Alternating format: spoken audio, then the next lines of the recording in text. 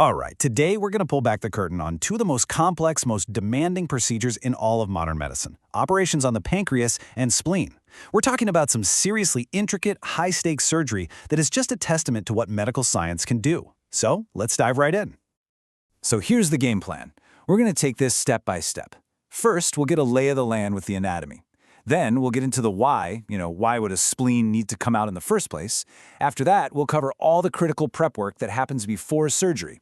Then it's the main event, a deep dive into the legendary Whipple procedure, and we'll finish up by seeing how surgeons literally rebuild the digestive system.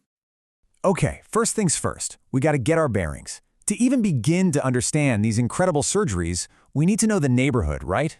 We need to know where these organs live and who their neighbors are. In this image right here, this tells you pretty much everything you need to know about why these operations are so difficult. Just look at how the pancreas is tucked way back in the abdomen and it's surrounded by this absolute web of blood vessels. And we're not talking about little capillaries. These are the superhighways of your digestive system, the portal vein, the superior mesenteric artery. One wrong move, one tiny slip here, and the consequences can be huge. That's what makes this so incredibly high stakes. So you might be asking, why would a surgeon ever take out a spleen? It's a procedure called a splenectomy, and believe me, it is a huge decision. It's not something anyone takes lightly, and it's always because there's a serious medical issue driving it. The spleen's main job is to filter your blood. But what happens when it gets a little too good at its job? In certain inherited blood disorders, like pyruvic kinase deficiency, red blood cells get kind of fragile. The spleen sees them as defective and just destroys them, which can cause terrible anemia.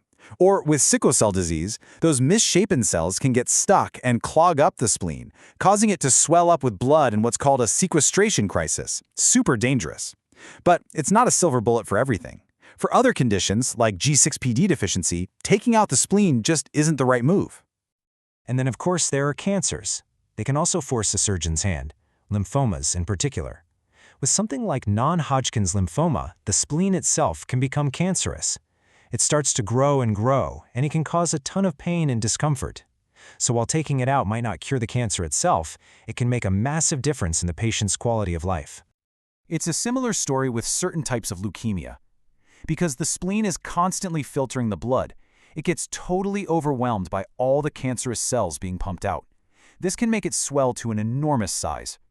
So in tough cases, like hairy cell leukemia or chronic lymphoid leukemia, when the first-line treatments just aren't cutting it, removing the spleen can be an absolutely crucial step to get those symptoms under control.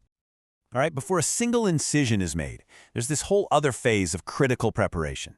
And for an operation of this magnitude, you better believe that the prep work is every bit as important as what happens in the operating room. Think of this checklist as the patient's ultimate safety net. The team goes over every single scan, every lab result. They're talking to everyone, anesthesia, the ICU team, you name it. They're giving antibiotics to prevent infection. If the spleen's coming out, they're giving special vaccines because the patient will be more vulnerable to certain bacteria afterward. They make sure the patient's blood can clot properly. And only after all of that is done do they get the final informed consent to move forward. And a huge part of that consent process is being totally upfront about the what-ifs. Surgeons plan for everything, but the truth is, you never know exactly what you'll find until you're in there. So they have to have a really honest conversation with the patient, just like this quote says. Look, if we get in there and find out the tumor can't be safely removed, the plan changes. We might have to switch to a bypass procedure instead. It's all about managing expectations and being prepared for anything.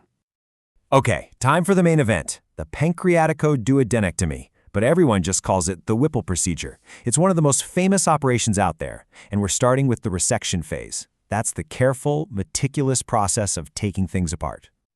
The whole operation breaks down really nicely into three big phases. First is exploration, where the surgeon just confirms that yes, this surgery is possible and safe to do. Then comes resection, taking out the diseased tissue. And finally, reconstruction, putting the puzzle pieces back together. We're going to focus on those last two. So here's our before picture. This is the anatomy in its original layout.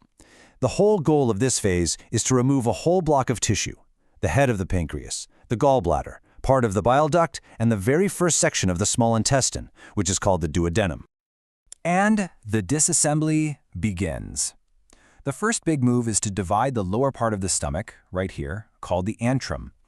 Making this cut is the first step in freeing up that whole block of organs that needs to be removed from the parts that are going to stay behind. And this slide, wow, this shows you the most nail-biting, delicate part of the whole resection. The surgeon has to slice right through the neck of the pancreas. But just millimeters, literally millimeters, behind it is that massive blood vessel, the portal vein. This step requires an incredible amount of skill and precision to separate the pancreas without nicking that vital lifeline. It's absolutely critical. So, once that whole diseased section is out, the surgeon is left with a bunch of loose ends. What comes next is this extraordinary feat of biological plumbing. It's time to reconstruct the entire digestive highway. And this is the blueprint for the new anatomy. You've got the leftover part of the pancreas, the bile duct, and the stomach, and they all have to be rerouted and reconnected to the small intestine. This is absolutely essential to get food, digestive enzymes, and bile all flowing in the right direction again. Now, the fancy surgical term for making these connections is anastomosis. That's all it means, surgically joining two hollow things together. And during the Whipple reconstruction, the surgeon has to create 3 of these brand new, totally leak-proof connections. Their first one, and probably the most critical, is the pancreatico-jejunostomy. This is where the remaining tail of the pancreas is painstakingly sewn to the small intestine. This connection is everything. Without it, those powerful digestive enzymes the pancreas makes have no way to get to the food, and digestion just can't happen. And what's really fascinating to me is that there's not just one way to do this. This slide shows 2 different techniques surgeons can use. On the left, it's a super precise connection, stitching the little pancreatic duct directly to the lining of the intestine. On the right, they take the whole end of the pancreas and kind of tuck it into the intestine. It's a perfect example of the artistry that exists within the science of surgery. All right, connection number 2 is the hepatico-jejunostomy. Here, the common bile duct, which comes from the liver, gets attached to the small intestine. This reroutes the flow of bile, which you absolutely need to digest fats. If this connection isn't made, the patient can't digest properly and would get jaundiced. So, once this is done, the reconstruction is almost complete. And there you have it. When you think about it, from the complex web of anatomy to the meticulous deconstruction and then the masterful reconstruction of the digestive system, these procedures are just an incredible testament to human skill and ingenuity. It really makes you wonder, right? With robotics and imaging technology getting better every single day, what's next? How much more precise and how much less invasive can these life-saving surgeries actually get?